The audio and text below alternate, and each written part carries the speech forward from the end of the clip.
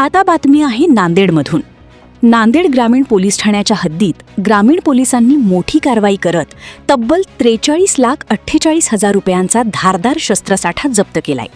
या प्रकरणी एका आरोपीला पोलिसांनी ताब्यात घेतले असून ही कारवाई राज्यातील आत्तापर्यंतची सर्वात मोठी कारवाई मानली जात आहे। मिळालेल्या माहितीनुसार ग्रामीण पोलीस ठाण्याचे पोलीस निरीक्षक ओमकांत चिंचोळकर यांच्या पथकाने मंगळवारी सकाळी वजीराबाद पोलीस ठाण्याच्या हद्दीतील गुरुद्वारा परिसरात छापा टाकत मोठ्या प्रमाणात शस्त्रसाठा जप्त केलाय।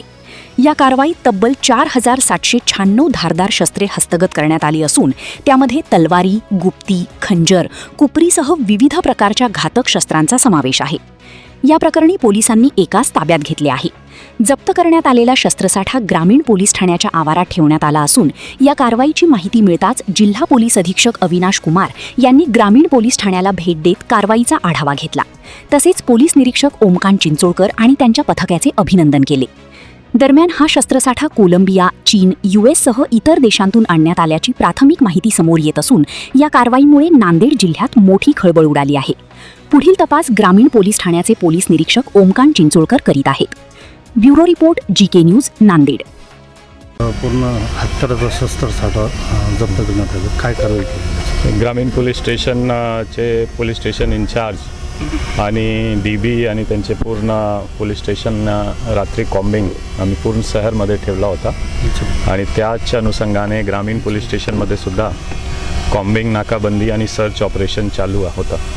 त्यामध्ये आम्हाला एक माहिती भेटला की एक माणूस आहे ज्यांच्याकडे की खंजर आणि तलवार आहे आणि त्याच आपण फॉरवर्ड बॅकवर्ड लिंकेज करून की कुठून घेतला, काय घेतला आणि थोडंफार पण होता, इंटेलिजन्स पण होता की एक माणूस आहे ज्यांच्याकडे साठा होऊ शकतो। हा टिपिकली जे दुकान होता इतवारा पोलीस स्टेशन हद्दमध्ये आहे, पण हा माणूसचा जे घर आहे मेन एक्यूज्ड, मेन सप्लायर हा वजीराबाद पोलीस स्टेशन हद्दमध्ये अफचलनगरमध्ये त्यांचे घर आहे। तो एकसारखा दोन्ही पोलीस स्टेशनच्या बाउंड्रीचा एरिया होता आणि एक इंट बेस्ड तसेच फील्ड बेस्ड हा कारवाई आहे ज्यामध्ये की एक मोठा शार्प वेपनचा साठा सापडलेला आहे। त्यामध्ये जवळपास 4,796 इतके शार्प वेपन आम्ही जप्त केलेला आहे। त्यामध्ये काही 5-10% रिलिजियस किंवा सेरेमोनियल पर्पजसाठी वापर होऊ शकतो, पण असा दिसतो की जे मोस्टली आहे हा क्राईममध्ये वापर होऊ शकतो। ह्यामध्ये रिलिजियस किंवा सेरेमोनियल पर्पजसाठी वापरणे लायक हा शस्त्र दिसत नाही।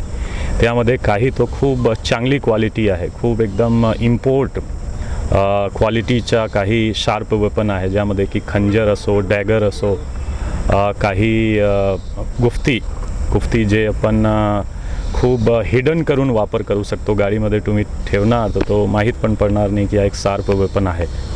तो असा जे क्राईममध्ये सुद्धा वापर होऊ शकतो असा एक मोठा साठा सापडलेला आहे। जे आमचे ऑपरेशन क्रॅकडाऊन त्यामध्ये आपण 3 मेन एम ठेवला होता। आर्म्स ॲक्टची कारवाई आणि स्पेशली त्यामध्ये जर तुम्ही प्रेस नोट पाहणार तो आपण सांगितला होता की जे मेन सप्लायर आहे तोपर्यंत पोहोचण्याची कारवाई, तसेच NDPS आणि मटका जुगार बेटिंग असं त्याच अनुषंगाने हा एक मोठी कारवाई आहे। मला वाटतो की एक मेसेज पण जाणार की सप्लायर्स पर्यंतसुद्धा आम्ही पोहोचू शकतो आणि त्यांच्यावर मोठी कारवाई आम्ही आता करणार। त्यामध्ये 111, 112 जे नवीन कायद्यामध्ये संघटित गुन्हेगारी आहे आम्ही पुटअप करण्याची, इन्व्होक करण्याची प्रयत्न करणार ह्यामध्ये। तसेच जे हा सर्च आणि सीजरची कारवाई असतो हा 185 BNS आणि 106 BNSS हा अनुषंगाने आम्ही करतो। तो परत एक बार मी ग्रामीण पोलीस स्टेशनचे इन्चार्ज आणि पूर्ण टीमला खूप अभिनंदन करतो की त्यांनी एक चांगली कारवाई करून नांदेड जिल्हा आणि आजूबाजूसुद्धा जे एक मोठा सप्लायर होता, एक मोठा साठा होता, त्यांच्यावर चांगली कारवाई करून सप्लाय चेन ब्रेक करण्याचा हा एक मोठा प्रयत्न आहे। तुम्ही पाहत आहात महाराष्ट्राच्या कुशीतलं GK न्यूज मराठी, सात जनतेची, भूमी महाराष्ट्राची।